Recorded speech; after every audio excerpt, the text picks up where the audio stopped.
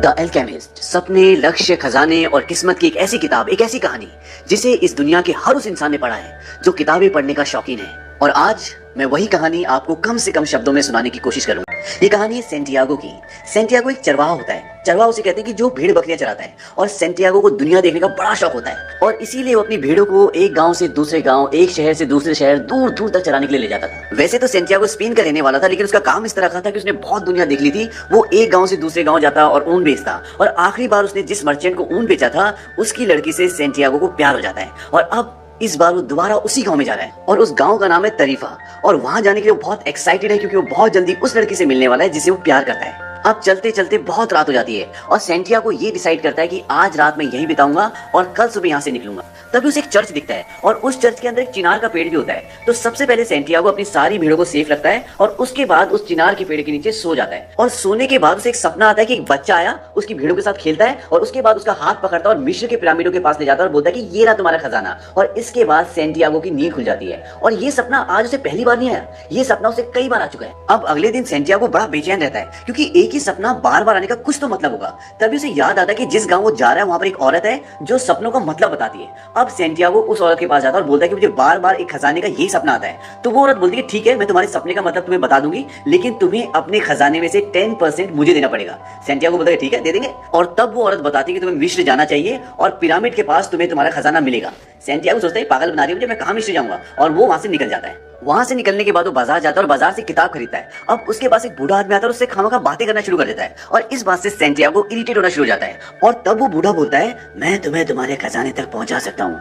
Santiago सोचता है कि जरूर इसको उसी औरत ने भेजा है जिसके पास से मैं अभी अभी आ रहा हूं, यानी कि जो सपनों का मतलब बताती है, क्योंकि उसने मुझसे फीस तो ली नहीं। अब इस आदमी के थ्रू मुझे बेवकूफ बना रही है। तभी वो आदमी बोलता है मेरा नाम मेल्किसेदेक है और मैं सेलेम का किंग हूँ। मुझे घूमने का शौक है और इसीलिए मैं भेष बदल कर घूमता रहता हूँ। और इसके साथ साथ वो उसको ऐसी सी बातें बताता है जो उसने कभी किसी को नहीं बताई होती। और वो बूढ़ा आदमी बोलता है मैं तुम्हें खजाने का पता बता सकता हूँ, लेकिन तुम्हें मुझे अपनी भीड़ों का 10वां हिस्सा देना होगा। सुनो बच्चे, जब इंसान जवान होता है तो उसे अपनी मंजिल का पता होता है और वो सपनों को देखना और उन्हें पूरा करने से नहीं डरता। पर जैसे जैसे वक्त बीतता है, उम्र बढ़ती है, तो नेगेटिव पावर इंसान को घेर लेती है और उसे हर काम मुश्किल और नामुमकिन लगता है। पता है, जब तुम किसी चीज को पूरे दिल से चाहते हो तो वो तुम्हारी जिंदगी का मिशन बन जाता है। फिर वो दुनिया घूमना हो, उस मर्चेंट की बेटी से शादी करना हो या फिर खजाना ढूंढना। जब तुम किसी चीज को सच्चे दिल से चाहते हो तो पूरी कायनात उसे तुमसे मिलाने की कोशिश करती है। अब सेंटियागो सोचता है कि मैं अपनी भीड़ों को और उस लड़की को छोड़कर इतनी दूर कैसे जा सकता हूँ। तब वो उस बूढ़े आदमी को बोलता है कि मैं तुम्हें अपनी भीड़ों के बदले उस खजाने में से 10% दे दूंगा। वो बूढ़ा आदमी बोलता है जो चीज तुमने अभी पाई नहीं, उसे देने की अगर तुम पहले ही सोच लोगे तो उसे पाने की डिजायर को पहले ही खत्म कर दोगे। सेंटियागो सोचता है कि मैं अपने माँ बाप को छोड़ के आया और आज वो मेरे बिना रहना सीख गए, तो ये लड़की और ये भेड़े मेरे लिए मेरे माँ बाप से बढ़कर तो नहीं है, तो ये भी रहना सीख जाएंगे और मैं भी इनके बिना रहना सीख जाऊंगा। और अगले दिन सेंटियागो अपनी सारी भेड़ों को बेच देता है, सिर्फ 10% बचाता है जो उसने उस बूढ़े आदमी को देने का वादा किया था। अब सेंटियागो उसे 10% भेड़े दे देता है और वो बूढ़ा आदमी से बोलता है कि तुम्हें मिस्र जाना है पिरामिड के पास और वहां तुम्हें खजाना मिलेगा, लेकिन खजाना ढूंढने के लिए तुम्हें नेचर के सिग्नल्स को समझना पड़ेगा। और वो उसे 2 पत्थर भी देता है। वो कहता है कि नेचर के जो सिग्नल्स है उनको समझने के लिए ये पत्थर तुम्हें बहुत काम आएंगे।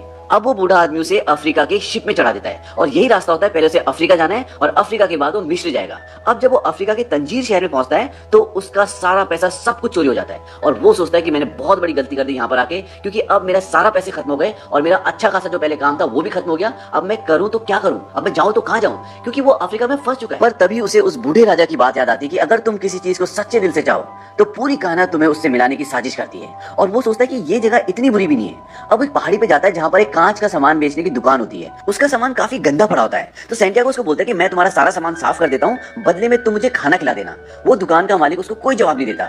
तब सेंटियागो सोचता है कि शायद प्रकृति चाहती कि मैं अपना फैसला खुद करूं और वो उसका सामान साफ करना शुरू कर देता है। अब इसके बाद दुकान का मालिक उसे खाना खाने के लिए बाहर ले जाता है और बोलता है कि शायद तुम्हें काम की जरूरत है तो तुम मेरे पास काम कर लो। अब वो बोलता है कि ठीक है, मैं आपके पास सिर्फ एक ही रात काम कर पाऊंगा और बदले में तुम मुझे यहाँ से मिस्र जाने तक के पैसे दे देना। वो दुकान वाला हंसता और बोलता है कि अगर तुम 1 साल तक भी यहाँ पे काम करोगे ना तो भी शायद तुम इतना पैसा इकट्ठा ना कर पाओ। अब सेंटियागो सोच में पड़ जाता है और वो सोचता है कि ठीक है, मैं इस दुकान में काम कर लेता हूँ और इतना पैसा इकट्ठा कर लूंगा कि वापस अपने देश स्पेन में चला जाऊं और कुछ भेड़े खरीद लूं। और ये सोचकर वो उस दुकान में काम करने का फैसला कर लेता है। अब उनकी दुकान बहुत ऊपर पहाड़ी पर होती है, तो सेंटियागो देखता है कि वहां तक आने में लोग थक जाते हैं और वहां पर आसपास खाने पीने की कोई भी दुकान नहीं होती। अब सेंटियागो के दिमाग में एक आइडिया आता है। वो सोचता है क्यों ना कुछ खाने पीने का सामान रखा जाए जिससे लोग भी आए और बर्तन भी खरीदें और उनकी बिक्री बढ़ जाए। और वो ये आइडिया उस व्यापारी को बताता है और व्यापारी को ये आइडिया बहुत पसंद आता है। सैंटियागो उस व्यापारी को बोलता है कि हम इन क्रिस्टल के बर्तनों में चाय बेचेंगे और व्यापारी उसकी बात मान जाता है और अगले 1 साल में उनकी इतनी बिक्री होती है, इतना पैसा कमाते हैं कि वो अमीर हो जाते हैं। और अब सैंटियागो के पास इतने पैसे हैं कि वो वापस अपने घर स्पेन जा सके और अपने लिए भेड़ें खरीद सके। अब वो ये फैसला करता है कि वो वापस अपने गांव चला जाएगा। तभी उसे उस बूढ़े राजा की बात याद आती है जिसने उसे कहा था कि अपने ख्वाबों को कभी भी अधूरा नहीं छोड़ना चाहिए। और इसके बाद वो एक बार फिर अपनी किस्मत आजमाता है और मिस्र जाने वाले कारवां में शामिल हो जाता है। और वहां पर उसकी मुलाकात एक अंग्रेज से होती है और ये अंग्रेज एक एल्केमिस्ट को ढूंढ रहा होता है। और एल्केमिस्ट वो होता है जो सोना बनाता है। और जिस एल्केमिस्ट को ये ढूंढ रहा होता है उसकी उम्र 200 साल होती है। अब जब ये उस एल्केमिस्ट के गांव पहुंचते हैं तो वहां पे लड़ाई झगड़ा दंगा शुरू हो जाता है और वहां पर सैंटियागो फंस जाता है। सैंटियागो सोचता है कि मैं यहाँ पे फंस गया तो चलो इसकी मदद कर देता हूँ एल्केमिस्ट को ढूंढने में।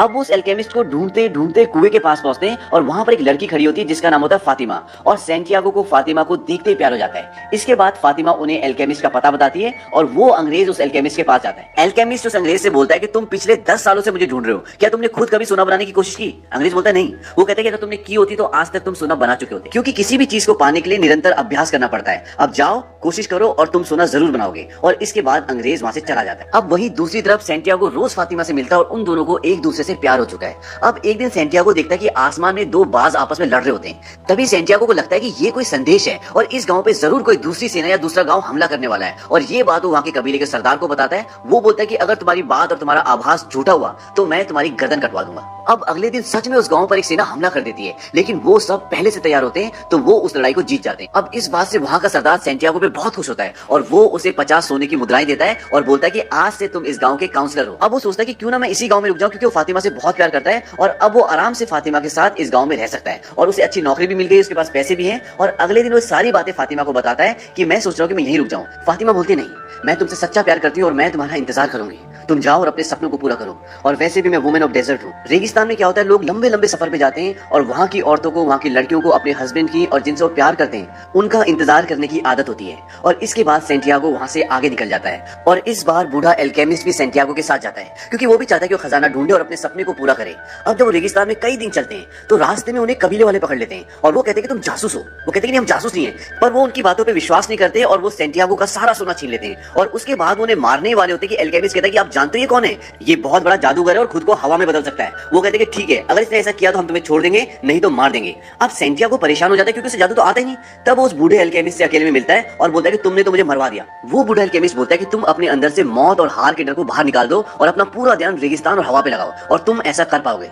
अब सैंटियागो रेगिस्तान में खड़ा होकर पूरा ध्यान लगाता है और सबसे पहले रेगिस्तान से पूछता है, उसके बाद हवा से पूछता है, फिर सूरज से पूछता है और उसके बाद आत्माओं की दुनिया से पूछता है कि क्या मैं ऐसा कर पाऊंगा।